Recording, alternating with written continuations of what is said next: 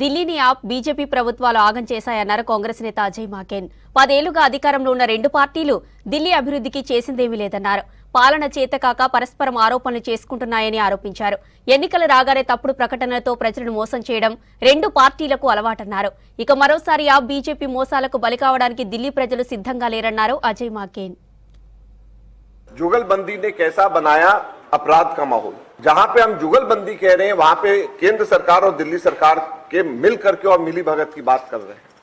दूसरा, करेंगे सिर्फ काम की राजनीति, ये कहते हैं कि करेंगे सिर्फ काम की राजनीति। तो हम उनको कहते हैं केजरीवाल जी की भाषा में ही तो करना।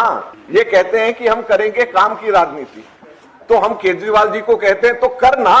कौन रोक रहा है? केजरीवाल करना। तो काम की राजनीति करिए, फर्जीवाड़े की राजनीति मत करिए। तो केजरीवाल करना। आम आदमी जो 2 रुपए का पेन जेब में रख करके घूमता है, रबड़ की चप्पलें पहनता, अब तो थोड़ा सा इस जो है विंटर्स में थोड़े ढंग के कपड़े पहनने लग गए, भगवान ने सद्बुद्धि दी है उनको। वो शीश महल का राजा कैसे बन गए?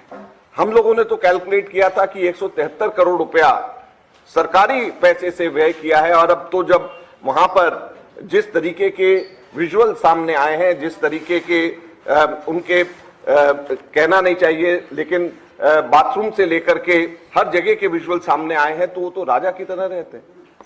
तो अपनी पार्टी का नाम आम आदमी क्यों रखा हुआ है? जेब में 2 रुपए का पेन क्यों रखते हैं? सिर्फ दिखावे के लिए, वोट लेने के लिए, उसके अलावा तो कुछ नहीं। जुगल जोड़ी ने कैसा किया दिल्ली को शर्मिंदा।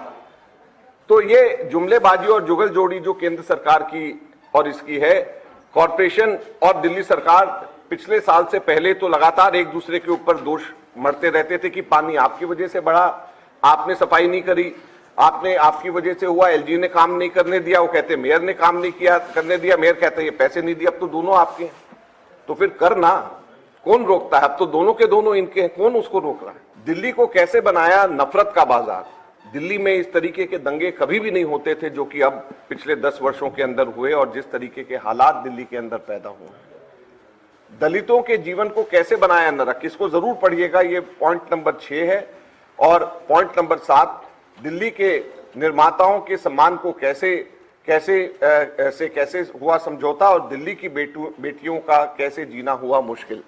ये 8 पॉइंट्स टोटल हैं। इसको डिटेल में आप जरूर देखिएगा। ये हम दिल्ली की जनता को अर्पित कर रहे हैं। केजरीवाल सरकार के काले कारनामों के ऊपर श्वेत